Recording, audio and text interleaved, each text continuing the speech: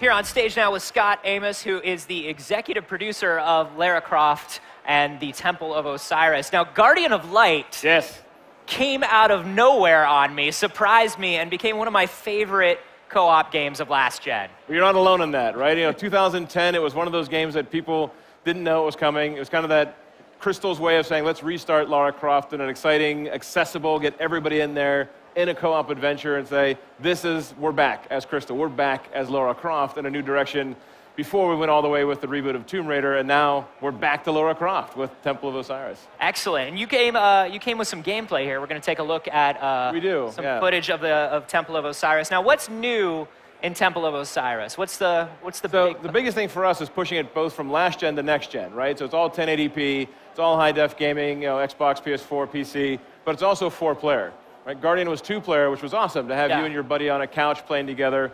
But one of the things we really wanted to push for this version was 4-player, and it's mix and match. You and I can be on a couch, 2 of our friends can be at their couches at their homes and log in. So you can be all online, all offline, or all mix and match together. That's great. So drop in, drop out, drop your friends over a spike pit, all good things. There was a lot of dropping my friends into spike pits. Yeah, no doubt. There was a lot of getting impaled all the time. So we're walking in now. We're starting off with 2 players here, it looks like. We are, yeah. So one of the things in this particular set of footage, we're looking at Lara and Isis. So the whole adventure set in ancient Egypt, Temple of Osiris being this classic mythology of a god who ruled Egypt and the underworld and the living world. And he had kind of a blood feud with his brother Set, kind of that evil guy who tore him apart, threw his body pieces all over Egypt. So now Lara's on a quest to kind of prove this myth, this prophecy of Osiris. So we actually start in his temple, which is full of traps, which is full of bad guys and all that kind of thing.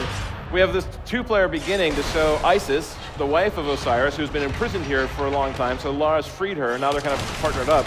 But anything that we see, any of these kind of levels we get to go through, are custom for 2 or 1 or 3 or 4 players. They actually will change to make sure that the experience is right for puzzle or for combat. It'll get harder, it'll have more switches, whatever the different puzzles or combat sequences are will change depending on how many people you have playing. Oh, that's great.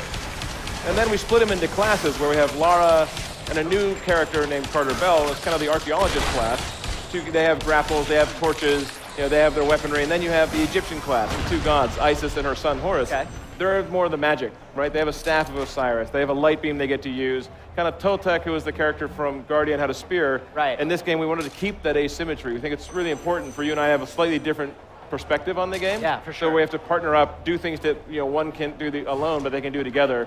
So we can actually do things like grapple your friend across an open spit, be able to find this light beam that you can use to destroy these rifts that are torn through underworld, all that kind of stuff to combine the 2 characters together. And that's what I love too about the first one is, there was enough difference between the 2 characters where you really felt like you were playing through it in a different way. Yeah.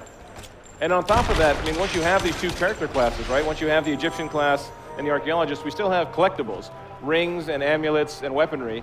And the rings, like even this first one here you get to pick up, this is something that's personal for your character. You can go in there and you can customize a left and right hand. The rings actually scale in difficulty, or I should say complexity and power. We start with very common items. We have a whole rarity loot system built in with hundreds of these things to find scattered throughout the game. So start with common ones all the way to rare ones. If you play with more people, or if you play more and more in the game, you can actually get more and more of the rare treasure.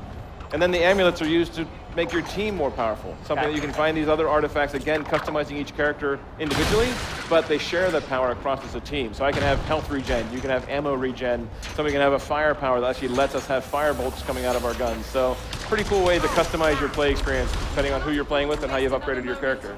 When you're talking about the rings and the amulets going up in a sort of level of complexity, are we ever equipping rings and amulets that give us trade-offs? No, we're not trading between characters, but the rings and amulets themselves do have trade-offs, right? The very common ones usually have a positive effect and a negative. Like it might increase your power shot, but it might decrease the size of your bomb radius. Or it might be something that weakens your overall health, but it gives you more ammo. So there's some interesting power trade-offs, which is why you want to get the best, right? The very common ones generally have a plus and a minus, whereas the more rare ones generally are all positives. That's great. And then how many of those can you equip and stack? How many can you stack? Yeah. Well, on your own character, you can only have 2 rings equipped at a time. Okay. But everybody can have an amulet. So you can have 4 different amulets, and some of them can have up to 4 or 5 powers. So suddenly you get all these powers. Yeah. One for you, one for me, one for the other 2 characters.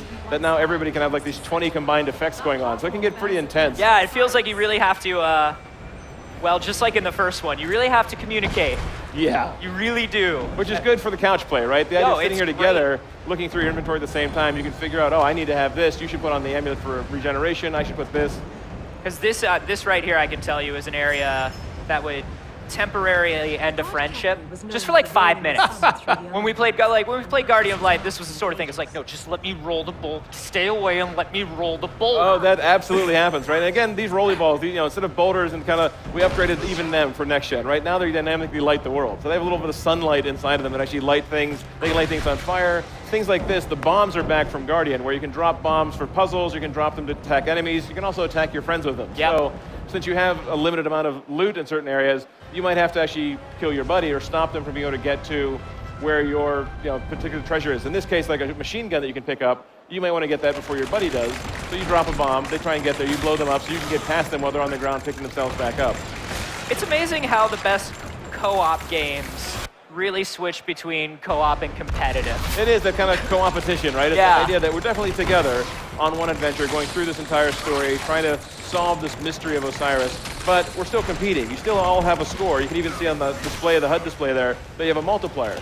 So as your character's power meter gets up there, you're actually getting a multiplier on everything you accumulate. So all the gemstones you get, which you buy your gear with, all the points that you get, because you still have a challenge between who gets first, second, third, or fourth place through the tomb, and then you actually use those as challenge unlocks for other quests, or even things like this.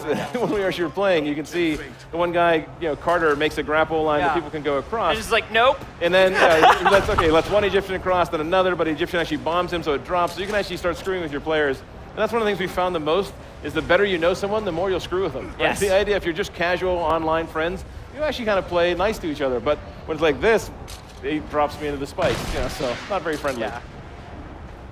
Yeah, there were a lot of, I'm sure there will be a lot of multiplier ending moments that I'll need to get revenge for. Oh, there are, for sure. And you can even see like these guys right now, talking about the amulets and power-ups, you can actually see their hands are glowing right now. It's one of the amulet effects that lets them all have fire. So whenever they're shooting, whether it's the staff that the Egyptians carry or any of the weapons that the other characters carry, they actually will fire off fire bullets right now, or fire beams, so that you can actually light things from a distance. So you can actually kind of upgrade in a very unique way. And then I like that the Egyptian class is able to use themselves as like a stepping stone. Yeah, exactly. Yeah, so that's something like Kotek had a shield that you can hold up back in Guardian, but the Egyptians have a magic shield they can put on. And then this thing is actually from ancient Egyptian mythology. It's called Amet. It's actually a she. Amet is actually a crocodile mixed with a hippo mixed with some lion. It's a very bizarre mix of things that as soon as you're scarred at the beginning of the game, you're cursed, marked for death, this thing will hunt you down every time you're inside of a tomb. So it is just a monster of destruction. When you talk about next gen, all of this stuff you see from the lighting, the atmospherics, all the destructibility that we've added into the world, all of that stuff comes from being able to put that much horsepower into it with next gen. I love that there was an alt path there on top of those towers. Yeah, exactly right. Having these skeletons up there that can launch these things at you, the game gets progressively harder the more characters you have in it. So you actually get more enemies, you actually get harder traps and puzzles, you have a bigger fight for the loot that you can accumulate. So it's not always great to have your extra friends around if they're screwing with you, or you're trying to get away from this giant crocodile thing chasing you out of a temple. That's when I just leave a bomb and run ahead. Like, sorry, dudes. Exactly. You'll see it here happen, right? You have 3 at the end. One guy respawns, but when you respawn, it costs you something, so you've lost some of the stuff you gained because you had to respawn. But here they have to help each other. One guy grapples the other one up, and then if they try and grapple, like Lara trying to grapple Isis up here, if it doesn't work right, suddenly they get both pulled off the edge. So now they both lost, and so they have to respawn. So this is the kind of stuff, that kind of organic co-op, but still competitive, that we really love about Guardian of Light and now Temple of Osiris. It's amazing, man.